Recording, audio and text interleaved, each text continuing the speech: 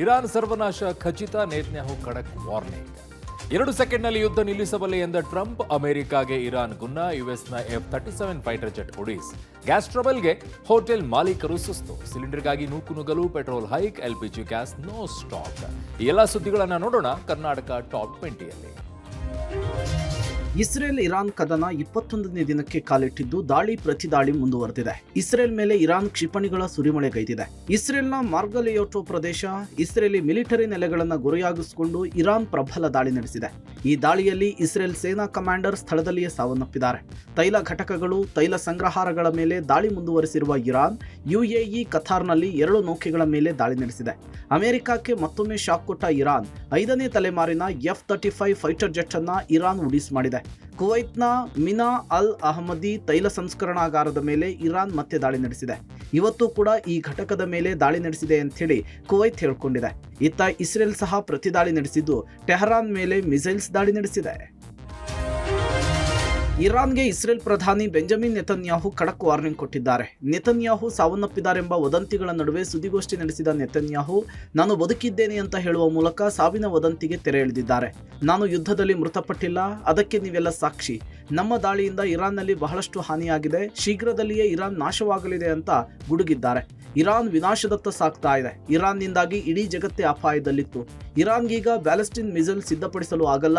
ಜಗತ್ತಿನ ಮೇಲೆ ಇರಾನ್ ಪರಮಾಣು ಅಸ್ತ್ರ ಪ್ರಯೋಗಿಸಲು ಯತ್ನ ಮಾಡ್ತಾ ಇತ್ತು. ಇರಾನ್ನ ಪರಮಾಣು ಸ್ಥಾವರಗಳನ್ನು ನಾಶಪಡಿಸಿದ್ದೇವೆ. 20 ದಿನದ ಯುದ್ಧದಲ್ಲಿ ಇಸ್ರೇಲ್ ಜಯಶಾಲಿ ಆಗಲಿದೆ ಅಂಥೇಳಿ ಇಸ್ರೇಲ್ ಪ್ರಧಾನಿ ನೆತನ್ಯಾಹು ಹೇಳಿದ್ದಾರೆ. ಇರಾನ್ನಲ್ಲಿ ಸೈನ್ಯವನ್ನ ನಿಯೋಜಿಸಲು ಅಮೆರಿಕ ಅಧ್ಯಕ್ಷ ಡೊನಾಲ್ಡ್ ಟ್ರಂಪ್ ನಿರಾಕರಿಸಿದ್ದಾರೆ. ಜೊತೆಗೆ ಇರಾನ್ ಮೇಲಿನ ನಿರ್ಬಂಧಗಳ ಸಡಿಲಿಕೆಗೆ ಚಿಂತನೆ ನಡೆಸಲಾಗಿದೆ ಅಂತ ಹೇಳಿ ಟ್ರಂಪ್ ತಿಳಿಸಿದ್ದಾರೆ. ಅಲ್ಲದೆ 2 ಸೆಕೆಂಡ್ಗಳಲ್ಲಿ ನಾನು ಯುದ್ಧವನ್ನು ನಿಲ್ಲಿಸಬಲ್ಲೆ ಎನ್ನುವ ಮೂಲಕ ಯುದ್ಧ ಅಂತ್ಯದ ಬಗ್ಗೆ ಟ್ರಂಪ್ ಸುಳಿವು ಕೊಟ್ರ ಅನ್ನುವಂತಹ ಚರ್ಚೆ ಎದ್ದಿದೆ. ನಮ್ಮ ಸೇನೆಯನ್ನ ಇರಾನ್ ನೆಲದಲ್ಲಿ ಇಳಿಸಲ್ಲ, ನಾವು ಹಾರ್ಮುಜ್ ಜಲಸಂಧಿಯನ್ನ ಬಳಸೋದಿಲ್ಲ, ನಾವು ಅದನ್ನ ಎಲ್ಲರಿಗಾಗಿ ರಕ್ಷಿಸುತ್ತಿದ್ದೇವೆ ಅಂತ ಟ್ರಂಪ್ ಹೇಳಿದ್ದಾರೆ. ಇರಾನ್ ತೈಲ, ಅನಿಲ ಸೌಕರ್ಯದ ಮೇಲೆ ದಾಳಿಯನ್ನ ನಡೆಸಿಲ್ಲ, ಇಸ್ರೇಲ್ಗೆ ದಾಳಿ ಮಾಡದಂತೆ ಕೇಳಿಕೊಂಡಿದ್ದೇವೆ ಅಂತ ಹೇಳಿ ಅಮೆರಿಕ ಅಧ್ಯಕ್ಷ ಟ್ರಂಪ್ ಹೇಳಿದ್ದಾರೆ. ಗ್ಯಾಸ್ ಎಮರ್ಜೆನ್ಸಿ ನಡುವೆ ಪೆಟ್ರೋಲ್ ದರ ಏರಿಕೆಯ ಬಿಸಿ ತಟ್ಟಿದೆ. ಮಧ್ಯಪ್ರಾಚ್ಯ ಯುದ್ಧದಿಂದ ತೈಲ ಬೆಲೆ ಏರಿಕೆಯಾಗಿದೆ. ಪ್ರೀಮಿಯಂ ಪೆಟ್ರೋಲ್ ದರವನ್ನ HPCL ಸೇರಿದಂತೆ ತೈಲ ಕಂಪನಿಗಳು ಹೆಚ್ಚಿಸಿದೆ. ಪ್ರೀಮಿಯಂ ಪೆಟ್ರೋಲ್ ದರ ₹2 ಏರಿಕೆಯಾಗಿದ್ದು ಇಂದಿನಿಂದಲೇ ನೂತನ ದರ ಜಾರಿಯಾಗಿದೆ.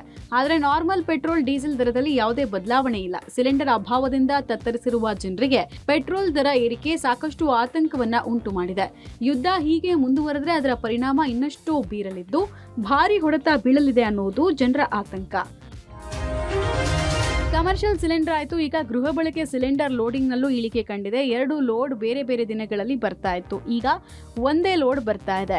885 ಸಿಲಿಂಡರ್ ಸಪ್ಲೈ ಆಗ್ತಾ ಇದ್ರೆ ಈಗ 2 ದಿನಕ್ಕೊಮ್ಮೆ 500 ಸಿಲಿಂಡರ್ ಸಪ್ಲೈ ಆಗ್ತಾ ಇದೆ.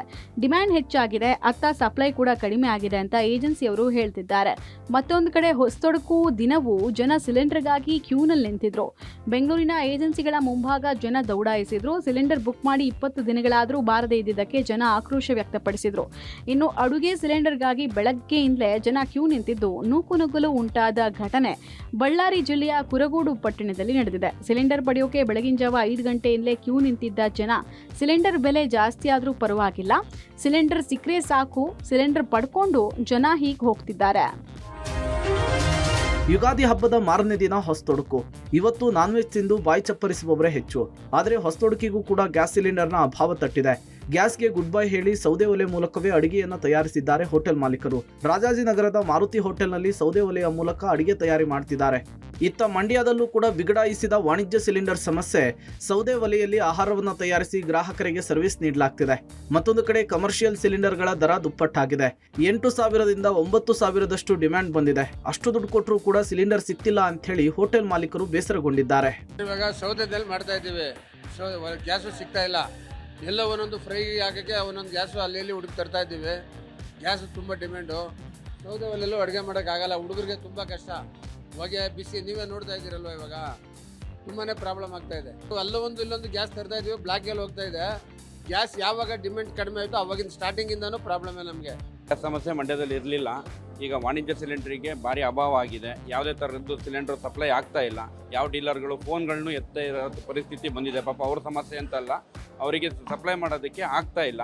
ಆದ್ದರಿಂದ ನಾವು ನಿನ್ನೆಯಿಂದ ಏನು ಮಾಡಿದ್ದೀವಿ, ಸೌದೆ ಒಲೆಯನ್ನು ಸ್ಟಾರ್ಟ್ ಮಾಡಿದ್ದೀವಿ. ನಮ್ಮ ಹತ್ರ ಒಂದು 50-60 ಸಿಲಿಂಡರ್ ಸ್ಟಾಕ್ ಇತ್ತು, ಈಗ ಖಾಲಿಯಾಗಿದೆ. ಆದ್ದರಿಂದ ಎಲೆಕ್ಟ್ರಿಕ್ ಸ್ಟವ್ಗಳನ್ನ ಯೂಸ್ ಮಾಡೋಕ್ಕೆ ಸ್ಟಾರ್ಟ್ ಮಾಡಿದ್ದೀವಿ. ಆಮೇಲೆ ಸೌದೆ ಒಲೆಯನ್ನು ಗೋಡನ್ನಲ್ಲಿ ಸೌದೆ ಒಲೆ ಹಾಕ್ಬಿಟ್ಟು ಸೌದೆ ಒಲೆಯಲ್ಲಿ ಅಡುಗೆ ಮಾಡೋದಕ್ಕೆ ಶುರು ಮಾಡಿದ್ದೀವಿ ನಿನ್ನೆಯಿಂದ. ಗ್ಯಾಸ್ ಸಿಲಿಂಡರ್ ಅಭಾವ ದಿನದಿಂದ ದಿನಕ್ಕೆ ಹೆಚ್ಚಾಗ್ತಾ ಇದೆ. ಕೆಲ ಹೋಟೆಲ್ಗಳು ಬಂದಾದ್ರೆ ಮತ್ತೆ ಕೆಲವು ಹೋಟೆಲ್ಗಳಲ್ಲಿ ಐಟಂಗಳಿಗೆ ಕೊಡಲಾಗಿದೆ. ಬಸವೇಶ್ವರ ನಗರದ ಅನ್ನಪೂರ್ಣೇಶ್ವರಿ ಹೋಟೆಲ್ನಲ್ಲಿ ಕೇವಲ 3 ಐಟಂಗಳನ್ನ ಮಾಡಲಾಗಿದೆ. ರೈಸ್ ಬಾತ್, ಇಡ್ಲಿ, ಪೂರಿ, 3 ತಿಂಡಿಯನ್ನು ಕೊಡಲಾಗ್ತಾ ಇದೆ. ನಮ್ಮ ಬಳಿ 4 ಸಿಲಿಂಡರ್ ಇತ್ತು, ಈಗ 2 ಖಾಲಿಯಾಗಿದೆ. ಉಳಿದ 2 ಸಿಲಿಂಡರ್ ಮಾತ್ರ ಇದೆ. ಸರ್ಕಾರ ಸಿಲಿಂಡರ್ ಸರಬರಾಜು ಮಾಡದೆ ಹೋದ್ರೆ ನಾವು ಕೂಡ ಇನ್ನೆರಡು ದಿನದಲ್ಲಿ ಹೋಟೆಲ್ ಅನ್ನು ಕ್ಲೋಸ್ ಮಾಡ್ತೀವಿ ಅಂತ ಹೇಳಿದ್ದಾರೆ. ಬೆಂಗಳೂರಲ್ಲಿ ಸಿಲಿಂಡರ್ ಅಭಾವ ಇನ್ನೂ ಮುಂದುವರಿತಾನೆ ಇದೆ. ನಾನೀಗ ಬೆಂಗಳೂರಿನ ಬಸವೇಶ್ವರ ನಗರದಲ್ಲಿದ್ದೀನಿ. ದೃಶ್ಯಗಳಲ್ಲಿ ನೋಡ್ಬೋದು. ಅನ್ನಪೂರ್ಣೇಶ್ವರಿ ಹೋಟೆಲ್ ಅಂತ ಹೋಟೆಲ್ ಬೆಳಗಿನ ತಿಂಡಿ ಮೆನು ನೋಡ್ಬೋದು ನೀವು. ಈಗ ತಟ್ಟೆ ಇಡ್ಲಿ, ವಡೆ, ಪಲಾವು, ರೈಸ್ ಬಾತು, ಟೊಮೊಟೊ ಬಾತು, ಬಿಸಿಬೇಳೆ ಬಾತು, ಪುದೀನಾ ಬಾತು, ಮಸಾಲೆ ದೋಸೆ, ಈರುಳ್ಳಿ ದೋಸೆ, ಪ್ಲೈನ್ ದೋಸೆ, ಸೆಟ್ ದೋಸೆ, ಖಾಲಿ ದೋಸೆ, ಚಪಾತಿ, ಪೂರಿ ಸಾಗು, ಇಷ್ಟು ಐಟಮ್ಗಳನ್ನು ಇವ್ರು ಬೆಳಗ್ಗೆ ಸರ್ವ್ ಮಾಡ್ತೀವಿ ಅಂತ ಹಾಕೊಂಡಿದ್ದಾರೆ. ಈ ಭಾಗದಲ್ಲಿ ಇಲ್ಲಿ ಕ್ಯಾಶ್ ಕೌಂಟರ್ ಏನು ಮಾಡ್ಕೊಂಡಿದ್ದಾರೆ, ಇಲ್ಲಿ ಕೇವಲ 3 ಐಟಮ್ ಮಾತ್ರ ಸೀಮಿತ ಆಗಿದೆ. ವೆಜಿಟೇಬಲ್ ಬಾತು, ತಟ್ಟೆ ಇಡ್ಲಿ, ಪೂರಿ ಸಾಗು, ಇಷ್ಟೇ ಐಟಮ್ ಮಾಡೋಕ್ಕಾಗ್ತಿರೋದು. ಬರೀ 3 ಐಟಮ್. ಅಲ್ಲಿ ಮೆನುಲ್ ನೋಡಿದ್ರೆ ತುಂಬ ಐಟಮ್ಸ್ಗಳಿತ್ತು ಸರ್. ಇವಾಗ ಗ್ಯಾಸ್ ಇಲ್ಲದೆ ಇರೋದ್ರಿಂದ ಏನು ಮಾಡೋಕ್ಕಾಗ್ತಾ ಇಲ್ಲ. ದೋಸೆ ನಿಲ್ಸಿದ್ವಿ, ಮುದ್ದೆ, ಅನ್ನ, ಸಾಂಬಾರು ಎಲ್ಲ ನಿಲ್ಸಿದ್ವಿ. ಈಗ ಏನು ನಮ್ಮ ಹತ್ರ ಏನು ಗ್ಯಾಸ್ ಇದೆ, ಕಮರ್ಷಿಯಲ್ ಸ್ಟಾಕ್ ಇತ್ತು ಒಂದು 4 ಸಿಲಿಂಡ್ರು. ಅದರಿಂದ ನಾವು ಇವತ್ತು ಬರೀ ನಮ್ಮ ಕೈಲಿ ಏನಾಗುತ್ತೆ ಅಷ್ಟು ಮಾಡಿ ಕಸ್ಟಮರ್ಗೆ ಸರ್ವಿಸ್ ಕೊಡ್ತಾ ಇದ್ದೀವಿ. ಗ್ಯಾಸ್ ಸಿಲಿಂಡರ್ ಜೊತೆಗೆ ಈಗ LPG ಗ್ಯಾಸ್ಗೂ ಕೂಡ ಕಂಟಕ ಎದುರಾಗಿದೆ. LPG ಗ್ಯಾಸ್ ಬುಕ್ನಲ್ಲಿ ನೋ ಸ್ಟಾಕ್ ಬೋರ್ಡ್ ಹಾಕಲಾಗಿದೆ. ಬೆಂಗಳೂರಿನ ಬಸವೇಶ್ವರ ನಗರದ NABL PG ಸ್ಟೇಷನ್ನಲ್ಲಿ ನೋ ಸ್ಟಾಕ್ ಬೋರ್ಡ್ ಹಾಕಿ ಕಚೇರಿಯನ್ನು ಕ್ಲೋಸ್ ಮಾಡಲಾಗಿದೆ. ಕಳೆದ 1 ವಾರದಿಂದ ಕಂಪನಿಯಿಂದ ಗ್ಯಾಸ್ ಲೋಡ್ ಬಾರದ ಹಿನ್ನೆಲೆಯಲ್ಲಿ ಆಟೋ LPG ಗ್ಯಾಸ್ ಬಂಕ್ ಬಂದ್ ಮಾಡಲಾಗಿದೆ. ಗ್ಯಾಸ್ ಸರಬರಾಜು ಆಗದೇ ಇರೋದ್ರಿಂದ ಕೆಲಸ ಮಾಡ್ತಾ ಇರೋರಿಗೂ ಕೂಡ ರಜೆಯನ್ನು ಕೊಟ್ಟು ಕಳುಹಿಸಲಾಗಿದೆ. ಬೆಂಗಳೂರಲ್ಲಿ ಸಿಲಿಂಡರ್ಗಳ ಅಭಾವ ಒಂದು ಕಡೆ ಆಯಿತು ಅಂದರೆ LPG ಗ್ಯಾಸ್ನ ಅಭಾವ ಸೃಷ್ಟಿಯಾಗ್ತಾ ಇದೆ. LPG ಬಂಕ್ಗಳಲ್ಲಿ ಅಂದರೆ ಆಟೋಗಳಿಗೆ ಫಿಲ್ ಮಾಡುವಂಥ LPG ಬಂಕ್ಗಳಲ್ಲಿ ನೋ ಸ್ಟಾಕ್ ಬೋರ್ಡ್ ಕಾಣಿಸ್ತಾ ಇದೆ. ನಾನೀಗ ಒಂದು ಬಂಕ್ ಮುಂಭಾಗದಲ್ಲಿದ್ದೀನಿ, ನಿಮ್ಮ ದೃಶ್ಯಗಳ ಸಮೇತ ಅದ್ರ ಬಗ್ಗೆ ಹೇಳ್ತೀನಿ.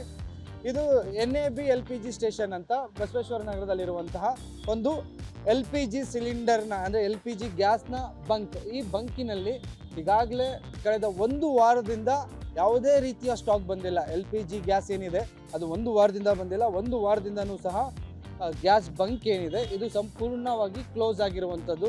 ದೃಶ್ಯದಲ್ಲಿ ನೋಡ್ತಿದ್ದೀರಾ, ಇಲ್ಲಿ ಏನು ಗ್ಯಾಸ್ ಫಿಲ್ಲಿಂಗ್ ಮಿಷಿನ್ ಏನಿದೆ ಈ ಜಾಗದಲ್ಲೇ ನೋ ಸ್ಟಾಕ್ ಗ್ಯಾಸ್ ಅಂತ ಬೋರ್ಡ್ ಹಾಕ್ಬಿಟ್ಟಿದ್ದಾರೆ. ಬೆಂಗಳೂರಲ್ಲಿ 3 ಲಕ್ಷಕ್ಕೂ ಅಧಿಕ ಆಟೋಗಳು ಈ LPG ಗ್ಯಾಸ್ನಲ್ಲಿ ಸಂಚಾರ ಮಾಡುತ್ತೆ. ಏನು ಇವ್ರ ಕಂಪ್ನಿ ಇದೆ, ಕಂಪ್ನಿಯಿಂದ ಸ್ಟಾಕ್ ಬಂದಾಗ ನಾವು ಎಂದಿನಂತೆ ಸೇವೆ ಮಾಡ್ತೀವಿ. ಅಲ್ಲಿವರೆಗೂ ನಾವೇನೂ ಮಾಡೋಕ್ಕಾಗಲ್ಲ.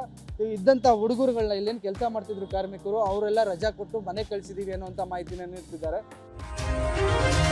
ಕ್ರ್ಯಾಶ್ ರೀಲ್ಸ್ ಮಾಡೋಕೆ ಹೋಗಿ ಈ ಬಾಲಕ ಬಲಿಯಾಗಿರುವ ಘಟನೆ ಹುಬ್ಬಳ್ಳಿಯಲ್ಲಿ ನಡೆದಿದೆ. 15 ವರ್ಷದ ನಮೀಶ್ ಸಂಗಳದ ಮೃತ ಬಾಲಕ ಹುಬ್ಬಳ್ಳಿಯ ಬಿಜೆಪಿ ಮುಖಂಡ ವೀರೇಶ್ ಸಂಗಳದ ಪುತ್ರನಾಗಿರುವಂತಹ ನಮೀಶ್ ಮೈಸೂರಿನ ಖಾಸಗಿ ಶಾಲೆಯಲ್ಲಿ 9ನೇ ತರಗತಿಯಲ್ಲಿ ಪರೀಕ್ಷೆ ಬರೆದಿದ್ದ. ಯುಗಾದಿ ಹಬ್ಬದ ಹಿನ್ನೆಲೆಯಲ್ಲಿ ಕೆಲ ದಿನಗಳ ಹಿಂದಷ್ಟೇ ಹುಬ್ಬಳ್ಳಿಗೆ ಬಂದಿದ್ದ. ನಿನ್ನೆ ಸಂಜೆ ನಗರದ ಶೇಜಾವಾಡ್ಕರ್ ಫ್ಲಾಟ್ನಲ್ಲಿ ಸ್ನೇಹಿತರ ಜೊತೆಗೆ ರೀಲ್ಸ್ ಮಾಡೋಕೆ ಹೋಗಿದ್ದಾನೆ. ಸಮೀಪ್ ಸಂಗಳದ ಹಾಗೂ ಆಡಿ ಕಾರ್ ಓಡಿಸ್ತಾ ಇದ್ದ ಬಾಲಕ ಮತ್ತು 2 ಬಾಲಕರು ಸೇರಿ ಒಟ್ಟು 4 ಬಾಲಕರು ಕ್ರ್ಯಾಶ್ ರೀಲ್ಸ್ ಮಾಡೋಕೆ ಹೋಗಿದ್ದಾರೆ. ಆದರೆ ನಮೀಶ್ ಇದ್ದ ಸ್ಕೂಟಿಗೆ 17 ವರ್ಷದ ಅಪ್ರಾಪ್ತ ಬಾಲಕ ಓಡಿಸ್ತಾ ಇದ್ದ ಆಡಿ ಕಾರು ಜೋರಾಗಿ ಗುದ್ದಿದ್ದ ಪರಿಣಾಮ ನಮೀಶ್ ಸ್ಥಳದಲ್ಲೇ ಮೃತಪಟ್ಟಿದ್ದಾನೆ. ಘಟನೆ ಸಂಬಂಧ ವಿದ್ಯಾನಗರ ಪೊಲೀಸ್ ಠಾಣೆಯಲ್ಲಿ ಪ್ರಕರಣ ದಾಖಲಾಗಿದೆ. ಪೊಲೀಸರು ಆಡಿ ಕಾರನ್ನ ಓಡಿಸ್ತಾ ಇದ್ದ ಅಪ್ರಾಪ್ತ ಬಾಲಕ ಮತ್ತು ಆತನ ಪೋಷಕರು 2 ಬಾಲಕರನ್ನ ವಿಚಾರಣೆ ನಡೆಸಿದ್ದಾರೆ. ಬೈಕ್ ಮತ್ತು ಕಾರ್ ನಡುವೆ ರೀಲ್ಸ್ ಮಾಡುವಂಥ ಒಂದು ಉದ್ದೇಶಕ್ಕಾಗಿ ಎಲ್ಲ ಪರಿಚಯಸ್ಥ ಹುಡುಗರು, ಎಲ್ಲ ಮೈನರ್ಸ್ ಇರುವಂಥವ್ರು ರೀಲ್ಸ್ ಮಾಡುವಂಥ ಸಂದರ್ಭದಲ್ಲಿ ಅಪಘಾತ ಆಗಿ ಅದರಲ್ಲಿ ಬೈಕ್ನಲ್ಲಿದ್ದಂಥ ನಮೀಶ್ ಅಂತ ಕೇವಲ 15 ವರ್ಷ ಹುಡುಗ, 9ನೇ ಕ್ಲಾಸು ಈಗಷ್ಟೇ ಮುಗಿಸಿದ್ದಾನೆ. ಮೈಸೂರಲ್ಲಿ ಯುಗಾದಿ ಹಬ್ಬಕ್ಕೆ ಅಂತ ಬಂದಿದ್ದಂತೆ. ಆ ಸಂದರ್ಭದಲ್ಲಿ ಅವನು ಮತ್ತು ಅವರ ಅಕ್ಕಪಕ್ಕದ ಮನೆಯವರೇ ಎಲ್ಲ ಪರಿಚಯದವರು. ಕಾರ್ ಔಡಿ ಕಾರ್ ಇದೆ ಅಂತೆ. ಬೈಕಲ್ಲಿ ಒಂದು ಕಡೆಯಿಂದ ಬರೋದು, ಕಾರಲ್ಲಿ ಒಂದು ಕಡೆಯಿಂದ ಬರೋದು, ಅದನ್ನು ಬ್ರೇಕ್ ಆಗಿಬಿಟ್ಟು ಸ್ವಲ್ಪ ಆ್ಯಕ್ಷನ್ ಕ್ರಿಯೇಟ್ ಮಾಡುವಂಥದ್ದು. ಅಲ್ಲಿ ಈ ಒಂದು ಘಟನೆ ನಡೆದಿದೆ. ಅದರಲ್ಲಿ ಸ್ಥಳದಲ್ಲೇ ಇನ್ನು ನಮೀಶ್ ಇದ್ದಾನೆ, ಅವನು ಮೃತ ಹೊಂದಿರುವಂಥದ್ದು ನಮಗೆ ತಿಳಿದು ಬಂದಿದೆ. ನೀರಾನೆ ದಾಳಿಯಿಂದ ಪಶುವೈದ್ಯೆ ಸಾವನ್ನಪ್ಪಿರುವ ಘಟನೆ ಶಿವಮೊಗ್ಗದ ತ್ಯಾವರೆಗೊಪ್ಪ ಮೃಗಾಲಯದಲ್ಲಿ ನಡೆದಿದೆ. 27 ವರ್ಷದ ಡಾಕ್ಟರ್ ಸಮೀಕ್ಷಾ ರೆಡ್ಡಿ ಮೃತಪಟ್ಟ ಪಶುವೈದ್ಯೆಯಾಗಿದ್ದಾರೆ.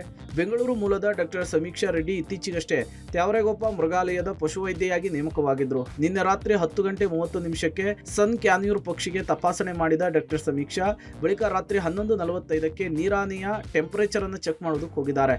ಥರ್ಮಲ್ ಕ್ಯಾಮೆರಾವನ್ನು ಬಳಸಿ ಚೆಕ್ ಮಾಡುವ ವೇಳೆ ನೀರಾನೆ ಏಕಾಏಕಿ ದಾಳಿ ನಡೆಸಿದೆ. ದಾಳಿಯ ಪರಿಣಾಮ ಡಾಕ್ಟರ್ ಸಮೀಕ್ಷಾಗೆ ಗಂಭೀರ ಪೆಟ್ಟಾಗಿದೆ. ತಕ್ಷಣವೇ ಗಂಭೀರ ಗಾಯಗೊಂಡಿದ್ದಂತಹ ಡಾಕ್ಟರ್ ಸಮೀಕ್ಷಾ ರೆಡ್ಡಿಯನ್ನ ಅಧಿಕಾರಿಗಳು, ಸಿಬ್ಬಂದಿಗಳು ಶಿವಮೊಗ್ಗದ ಖಾಸಗಿ ಆಸ್ಪತ್ರೆಗೆ ದಾಖಲಿಸಿದ್ದಾರೆ. ಆದರೆ ಶಸ್ತ್ರಚಿಕಿತ್ಸೆ ಫಲಕಾರಿಯಾಗದೆ ಇವತ್ತು ಬೆಳಗ್ಗೆ ಡಾಕ್ಟರ್ ಸಮೀಕ್ಷಾ ರೆಡ್ಡಿ ಸಾವನ್ನಪ್ಪಿದ್ದಾರೆ. ಡಾಕ್ಟರ್ ಸಮೀಕ್ಷಾ ರೆಡ್ಡಿ ಸಾವಿನಿಂದ ಕುಟುಂಬಸ್ಥರ ಆಕ್ರಂದನ ಮುಗಿಲು ಮುಟ್ಟಿದೆ.